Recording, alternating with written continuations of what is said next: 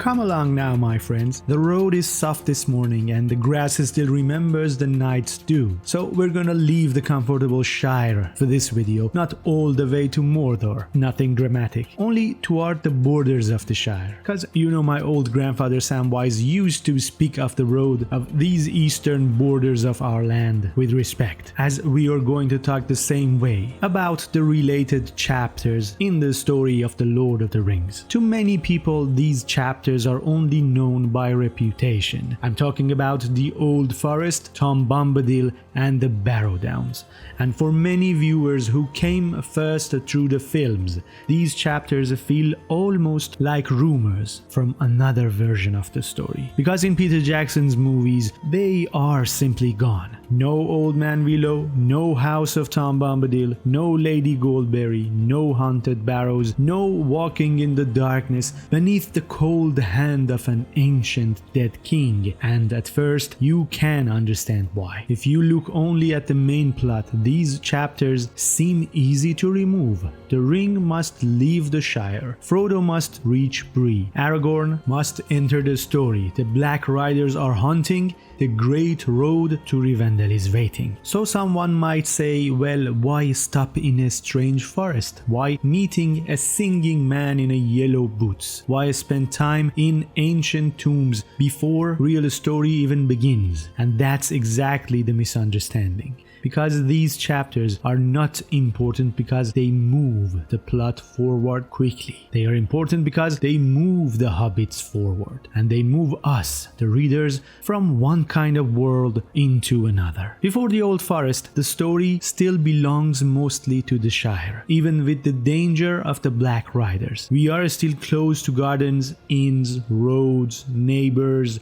rumors, and familiar fields. The hobbits are frightened, yes, but they are still Shire folk. They still think like people who have lived their whole lives among hedges and birthday parties. But the moment they enter the Old Forest, something changes. The world no longer feels friendly. Not evil in the same way Mordor is evil. No servants of Sauron, no armies or towers or dark lords are still on the way. Something older, stranger, and wilder. The Old Forest is not just a place with trees, it's a warning. It tells the hobbits, and of course us, the Middle Earth is not built only around the war against Sauron. There are powers here that do not fit neatly into the great conflict. There are old angers, old memories, old wounds in the land itself, and this is one of the things Tolkien does so well. He does not make Middle-earth feel like a stage built only for the main characters. He makes it feel like a real world that existed long before Frodo and will continue long after him. The Old Forest has its own mood, its own hostility, its own will. The trees seem to watch. The forest path shifts, the air becomes heavy, and suddenly the hobbits realize that leaving the Shire does not simply mean walking into an adventure. It means walking into a world that doesn't care if they are comfortable or not. And then here comes the Old Man Willow. Now, Old Man Willow is important because he gives the hobbits one of their first true moments of helplessness. This is not a heroic battle, this is not swords flashing in the sunlight. This is four small people being swallowed by a world they do not understand yet. Merry and Pippin are trapped, Frodo is in danger, Sam is confused and desperate. And for the first time, we see that courage alone is not always enough. The hobbits are brave, yes, of course, but they are also inexperienced. They are not warriors. They are not yet know how to survive in the deep places of the world. And then into this danger comes one of the strangest figures Tolkien ever created, Tom Bombadil. Now Tom is difficult to explain.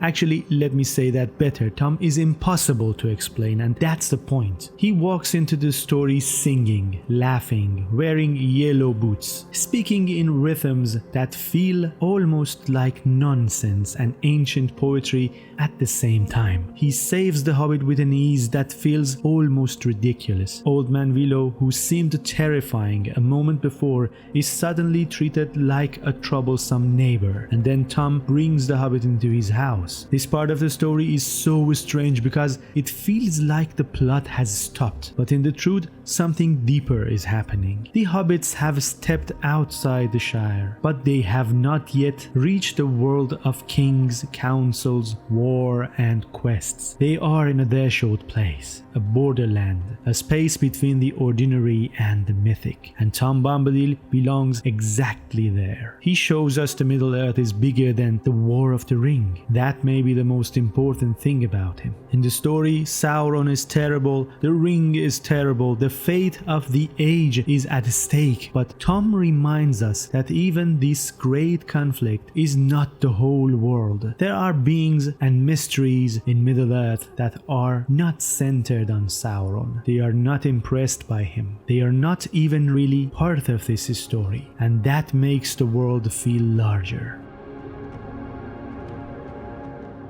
In every person, every creature, every place existed only to serve the main plot. Middle-earth would feel smaller, but Tom does the opposite. He opens a door and lets us glimpse something beyond explanation. He's not there so we can solve him. He's there so we remember that not everything ancient can be placed neatly in a box. And then, of course, comes one of the most famous little moments in these chapters. Tom takes the ring, the One Ring, the weapon of Sauron, the thing that corrupts, tempts, dominates, and terrifies. And Tom puts it on, and nothing happens. He does not vanish. He is not mastered by it. In fact, he treats it almost playfully. He even makes it disappear for a moment, as if the great terror of the age has briefly become part of a magic trick at a dinner table. And this moment is fascinating because it does not make the ring less dangerous. It makes the world more mysterious. The ring is already deadly. It still has power over Frodo.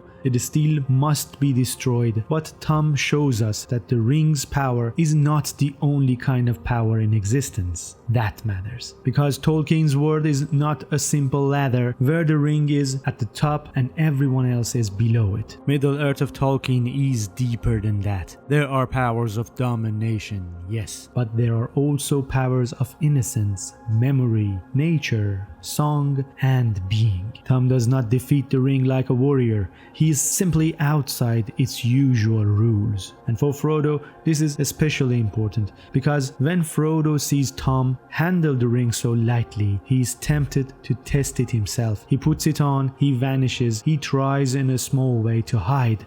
And there we see something subtle. The ring is already working on him, not dramatically yet. Frodo does not suddenly become wicked, but the ring touches his instincts. He offers secrecy, he offers escape, he offers the little pleasure of being unseen. And this is one of the things the book does better than almost anything else. It shows corruption as something gradual. The ring does not begin by turning Frodo into a monster. It begins by whispering. A small choice here, a hidden thought there, a moment of pride, a moment of fear, a desire to disappear. So even in Tom's house, where the atmosphere feels safe and merry, Tolkien is quietly showing us the beginning of Frodo's burden. What do you think about this page of the book? I want to read this page from the book to you exactly as it is because I truly think this part of the chapter in the house of Tom Bombadil is magical, perhaps even beyond the magic of the whole story.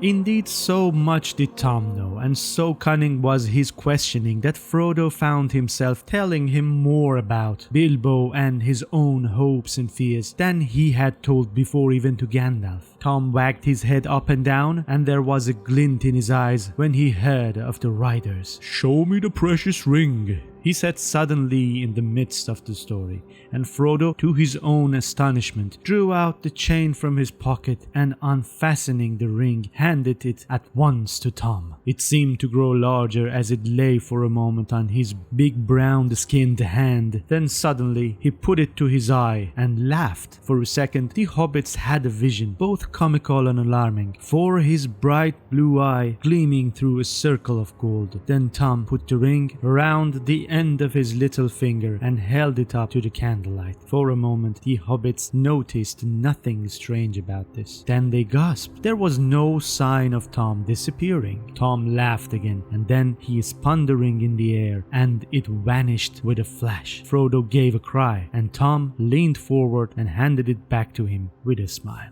Frodo looked at it closely and rather suspiciously, like one who has lent a trinket to a juggler. It was the same ring, or looked the same, and weighed the same, for that ring had always seemed to Frodo to weigh strangely heavy in the hand. But something prompted him to make sure. He was perhaps a trifle annoyed with Tom for seeming to make so light of what even Gandalf thought so perilously important. He waited for an opportunity. When their talk was going again, and Tom was telling an absurd story about badgers and their queer ways, then he slipped the ring on. Merry turned toward him to say something and gave a start and checked an exclamation. Frodo was delighted in a way. It was his own ring all right, for Merry was staring blankly at his chair and obviously could not see him. He got up and crept quietly away from the fireside toward the outer door. "Hey there," cried Tom, glancing toward him with a most seeing look in his shining eyes. "Hey, come Frodo there. Where be you a-going? Old Tom Bombadil is not as blind as that yet. Take off your golden ring. Your hand is more fair without it. Come back, leave your game, and sit down beside me. We must talk a while more and think about the morning. Tom must teach the right road,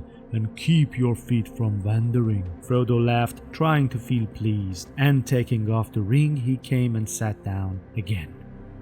The story goes on. The next morning, the hobbits cannot stay with Tom, and this is important too. Tom can rescue them, he can shelter them, he can sing away fear for a while, but he cannot carry the quest for them. This is one of the great truths of the Lord of the Rings. Help comes, but it does not remove responsibility. The hobbits receive mercy, they receive rest, they receive wisdom. Then they must go on, and when they leave Tom's house, they enter one of the most frightening early chapters in the entire book, the Barrow-downs. The Barrow-downs are where the story becomes haunted, not just dangerous, haunted. Here the hobbits are not dealing with a bad tree or a strange old forest. They are walking among the graves of ancient kingdoms. The land itself is full of memory. The dead are not simply dead, the past has not passed away cleanly. And this is where Tolkien's historical imagination becomes so powerful. The Barrow-downs connect the hobbits to the long history of Arnor, the ancient northern kingdom of men. They remind us that before the Shire was a peaceful land of hobbit holes and gardens, this region had seen kings and wars and ruins and darkness. The hobbits think they are small people from a small country, but they are walking over the bones of history, and that changes the feeling of the whole story. The journey is no longer just 4 hobbits carrying a ring. It is 4 hobbits moving through the wreckage of the ages. This is why the Barrow-downs matter so much. They place the quest inside a much older world. The War of the Ring is not an isolated crisis. It is the latest chapter in a story of kingdoms rising, kingdoms falling, evil returning, and hope surviving in unexpected places. And then the hobbits are captured. This moment is terrifying because they are alone. No real heroes around them. No Gandalf or Aragorn, or no elf lords and warriors. No great bowmen or swordsmen standing between them and the darkness. Just the hobbits. And in that darkness, Frodo has a choice. He wakes in the barrow. His friends are lying cold and pale beside him. A dreadful hand moves toward them. The fear is overwhelming, and Frodo's first instinct is very understandable. Just escape. He could put on the ring, he could disappear, he could save himself, but he does not. And this is one of the Frodo's first truly heroic moments. Not heroic in the loud way, not battlefield heroic, not sword raised against the dragon heroic. It is quieter than that. Frodo is afraid, but he chooses not to abandon his friends. That matters enormously, because long before Mount Doom, long before the great weight of the quest crushed crushes him, we are shown the heart of Frodo Baggins. He's not strong because he is fearless. He is strong because even when fear gives him a way out, he does not take it. He calls for help. And Tom comes again. Now some readers may say, doesn't that make the hobbits passive? They just keep getting rescued. But I think that misses the point. At this stage of the story, the hobbits are still learning how dangerous the world is. They are not ready yet. Their courage is real, but it's young. These early rescues do not make them weak, they prepare them. Because after the Barrow-downs, the hobbits are not the same. Up until that point, they have faced the living anger of the old forest. They have met a being beyond their understanding. They have seen that the ring's power has limits, but not over Frodo. They have been trapped in a tomb and confronted by ancient death, and they have survived their first true passage into the deep history of Middle-earth. Also, they received something very important from the Barrows: the blades. These swords are not random weapons. They come from the old wars against the servants of Angmar. They carry history with them. And much later, one of these blades will help Merry strike the Witch King. That is Tolkien at the truest. A small object found in an early strange chapter becomes part of a great moment much later in the story. Nothing is wasted. The Barrow-downs may seem like a detour, but their shadow reaches all the way to the Pelennor fields. And this brings us to the four hobbits themselves. One of the greatest losses in removing these chapters is that we lose time with Frodo, Sam, Merry and Pippin as a group before the larger heroes enter the story. In the films, Merry and Pippin are often wonderful, lovable and funny, but especially early on, they are more comic than they are serious. In the book, these chapters show more texture. Sam is practical, loyal, full of plain sense, though sometimes slow to understand what is happening. Merry is far more thoughtful and prepared than many people remember. He knows something about the old forest, and he often has a steadier mind.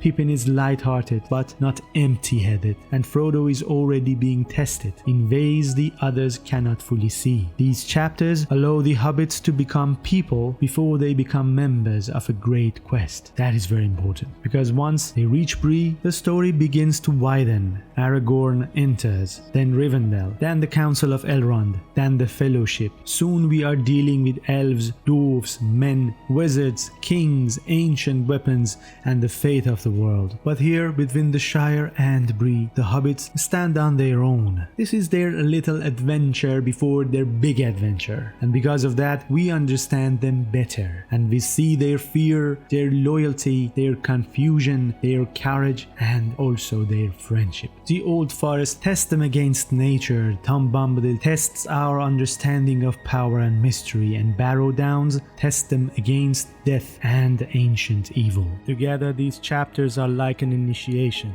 There they are crossing from innocence to peril for the first time. And maybe that's why they feel so strange. They do not feel like the later chapters, they feel older, almost like a fairy tale. A dark fairy tale though, yes, but still a fairy tale. A dangerous forest, a singing rescuer, a golden lady by the water, a haunted hill, a spell, a rescue, and a treasure taken from a tomb. But that feeling is not a weakness, it is part of the design. Tolkien begins close to the world of children's story and gradually leads us into epic tragedy, war, and myth. The early chapters still carry some of the flavor of The Hobbit, but the darkness is growing deeper. The road is changing beneath our feet, and that's exactly what the hobbits are experiencing. They are leaving the Shire not only in geography but in imagination. The world is becoming larger than they expected, older than they expected, more sorrowful than they expected, and much more dangerous. So were these chapters necessary for the film version? Maybe not. Film is a different art. It has different demands. The movies needed momentum, urgency, and a clear path from the Shire to Bree and and then to Rivendell. Cutting these chapters made sense for that version of the story, but were they necessary for the book? I would say definitely yes. Not because the plot collapses without them, but because the depth becomes thinner. Without them, Middle-earth becomes a little less strange. The Hobbits become a little less developed. The land between the Shire and Bree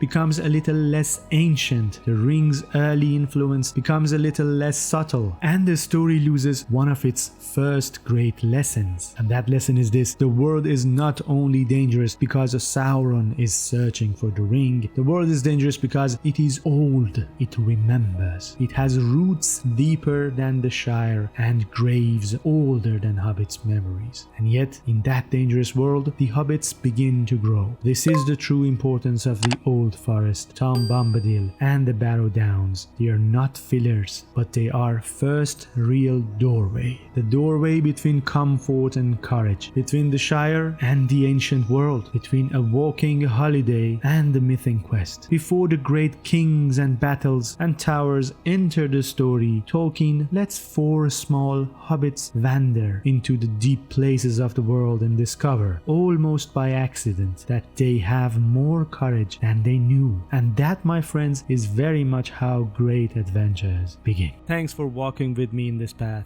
Goodbye for now. See you in the next one.